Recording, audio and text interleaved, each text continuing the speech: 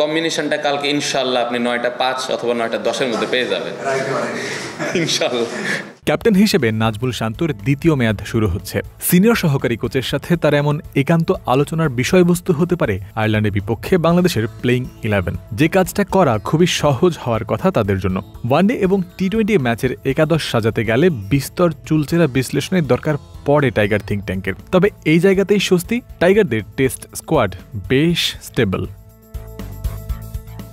আয়ারল্যান্ডের বিপক্ষে সিলেট টেস্টে কোন 11 জনকে নিয়ে খেলতে নামবে বাংলাদেশ, এই সম্পর্কে ধারণা পাওয়া যায় বাংলাদেশের খেলা সবশেষ টেস্ট ম্যাচের দিকে তাকালেই। শ্রীলঙ্কার বিপক্ষে কলম্বো টেস্টে যে 11 জন খেলেছিলেন তাদের মধ্যে 9 জনেরই সিলেটে মাঠে নামার কথা মঙ্গলবার। অবশিষ্ট যে 2 জন, সেই এনামুল হক বিজয় এবং নাইম হাসান, এই সিরিজের স্কোয়াডেই জায়গা পাননি।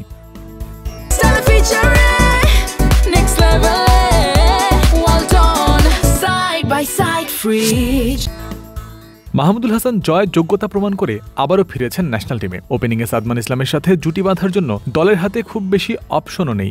ডানহাতি বাঁহাতি এই কম্বিনেশনের পর গত সিরিজের মতো এবারও 3 নম্বরে মুমিনুল হকের নামার সম্ভাবনাই বেশি। 4 নম্বরে অধিনায়ক শান্তর অবস্থানও বদল হওয়ার কথা নয়।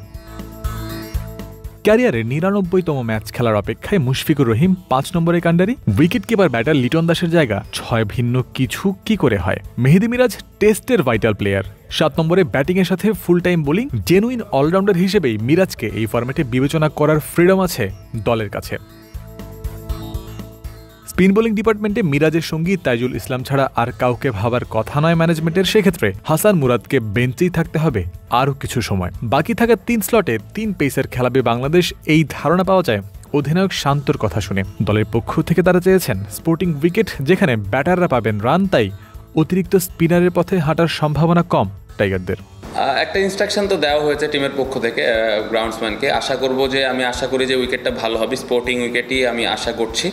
বাট অলওয়েজ সবসময় সারপ্রাইজ হয়ে ওই পার্টিকুলার ওই ডেতে কী বিহেভ করতেছে, ওয়েদার কন্ডিশন, অনেক কিছু ম্যাটার করে। বাট অ্যাজ এ ক্যাপ্টেন হিসেবে আমি আশা করব যে উইকেটটা স্পোর্টিং হবে, ভালো উইকেটই হবে।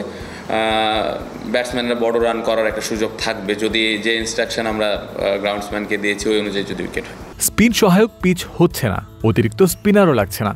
প্রশ্ন এবার 3 পেসারের নাম নিয়ে। শ্রীলঙ্কার বিপক্ষে সবশেষ সিরিজে 2 ম্যাচেই খেলেছিলেন নাহিদ রানা। একটা করে ম্যাচে ছিলেন হাসান মাহমুদ ও ইবাদত হোসেন।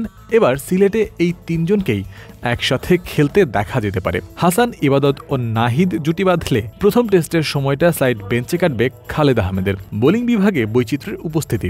বাংলাদেশের ব্যাটিং অর্ডারও যথেষ্ট সলিড জানিয়ে স্বস্তিতে আছেন ক্যাপ্টেন। অন্য ফরম্যাটের মতো তার নেই দুর্ভাবনার জায়গাও। Different format. মিডল অর্ডারে আপনি যদি দেখেন লাস্ট সিরিজে মুশি ভাইয়ের একটা বড় ইনিংস ছিল, লিটনের একটা ভালো ইনিংস ছিল, মিরাজ অলওয়েজ কনসিস্টেন্ট 6-7 যে ওখানে বোলারদেরকে নিয়ে বড় বড় রান করে। সো এখানে আমার মনে হয় না মিডল অর্ডার নিয়ে খুব বেশি চিন্তার কোনো কারণ আছে। জয়ন্ত বিন্দু, ক্রিক ফ্রেন্সি।